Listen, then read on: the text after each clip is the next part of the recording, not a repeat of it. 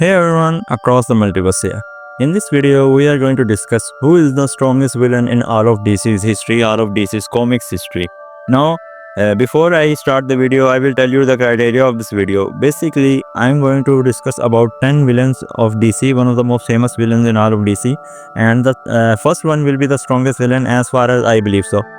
And another thing is that since we all know DC has been almost like going on for 100 years at this point, almost 100 years, and because of that, and there are like tons of comics, infinite dimensions, timelines, and parallel worlds and etc stuff. So there are a lot of examples like good guys turning bad, bad guys turning good, and basically some bad guy borrowing power, and some extremely powerful character borrowing even more powerful power. Basically, so because of that, it's basically almost impossible to be 100% accurate who is like the top 10, but this is the one I believe are the most powerful, and you can obviously discuss. It's up to you and it's your opinion and it's my opinion, and there can be variations like in future, because let's say some character gets amped up, some characters get powerful and all that stuff.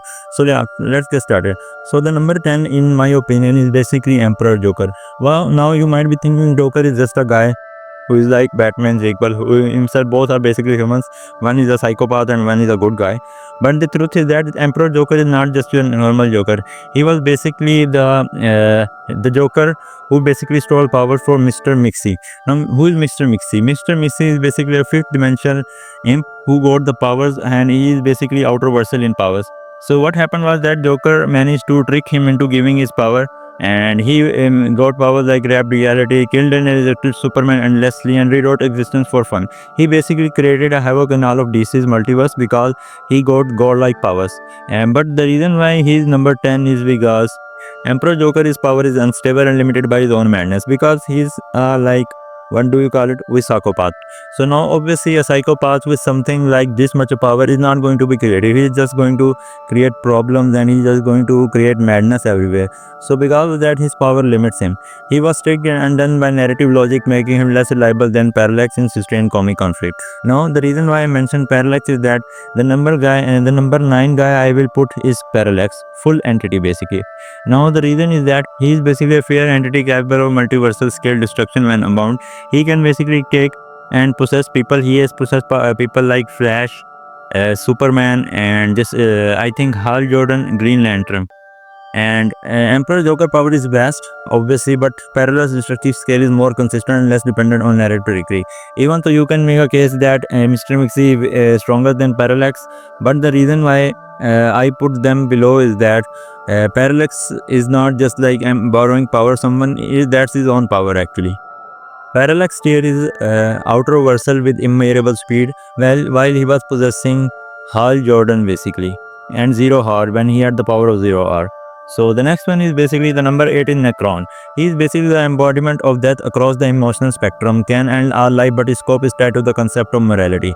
Parallax is an emotional spectrum and emotional parallel entry, but Necron embodies a fundamental universal construct, death, making him harder to fundamentally destroy. The thing is that Necron is kind of like the god of death, and a lot of people call him like an aspect of basically death. Now, who is that? Death of Endless is basically a high outer versal character who is responsible for all the death in entire DC's comics basically. So a lot of people call that Necron is basically an aspect of her, and we all know how powerful can aspect is, as Oblivion, true form of Oblivion's infinitely small part of aspect was true form Chaos King, who was high outer versal himself. So we know how strong can even an aspect of someone as strong as this character can be. So Necron is number 8 in my list, and the number 7 is Barbados. Now, who is Barbados? Barbados is basically the god of the multiverse. He is basically the manipulator of cosmic events and the one who sets the stage for Dark Knight Metal.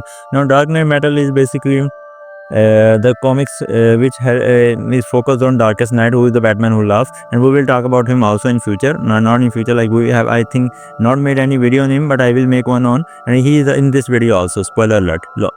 So Necron is basically tied to the living death cycle, but Barbatos manipulates the fabric of the dark multiverse itself, giving broader influence. Well, what is dark multiverse? Dark multiverse is basically the multiverse of DC, where every bad version of every character exists, and it's basically the bad multiverse part of. Like you can say it's the evil multiverse where all of the bad stuff, all of the bad timelines and all of that stuff deal with. And Darkest Knight use this to basically fight and create an army, which is basically the dark multiverse.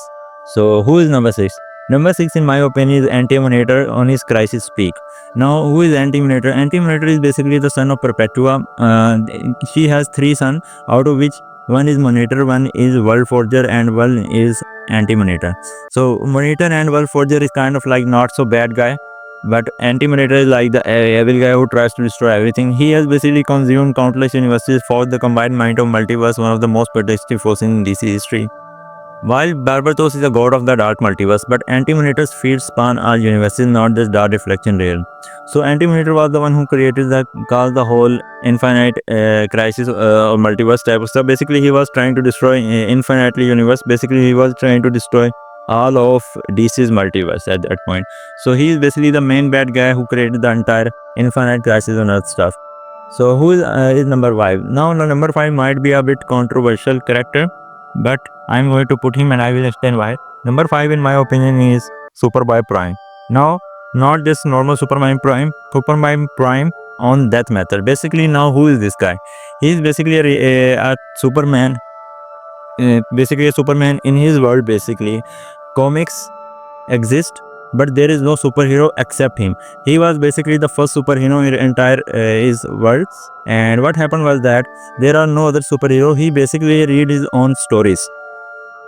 He fought Darkest Knight, the one who was powered by Dr. Manhattan and Perpetua's energy, and he actually was going toe-to-toe with him to the point Darkest Knight accepted that he can't kill Superboy-Prime. So high outer-versal character accepting he can't kill someone who is not even like entirely focused. So you know what happened was that he punched Darkest Knight and destroyed his evil worlds to the point, and because of that Superboy-Prime died. But what happened was that would blow your mind that when he died, we see that in the next panel he is reading the exact comic. So what happened was that he died. We see the panel, the next comic, he is reading the comics, that comic where he died. Basically, he is reading the comics within the comics. You might think like, bro, what the hell? Yeah, exactly. That's the whole character. He can basically manipulate reality on scales unimaginable, not even like the strongest beings can do it. So that's why I put him on like this number, because he is basically high outer versal with immeasurable speed. Anti-Monitor is also high outer versal with immeasurable speed.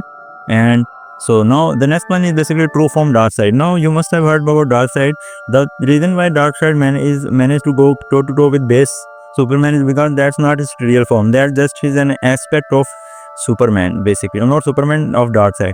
Basically, avatar of Darkseid fights Superman. The actual Darkseid is basically existence sphere of gods, which is a dimension way above all the entire DC, this outside of DC. And his basically just presence almost destroyed the DC's multiverse, infinitely universes and infinite multiverses. His real self exists outside the multiverse. Avatar the what heroes fight, as I stated before. In Infinite Frontier, casually erased being the Spectra, Hera, and Highfather embodiment of anti-life itself. Superboy-Prime is a crisis level powerhouse, but still bound to physical combat and reality breaking with multiverse. True form Darkseid is a conceptual constant. Prime can't punch entropy itself. Now you can make case that Superboy-Prime is above her.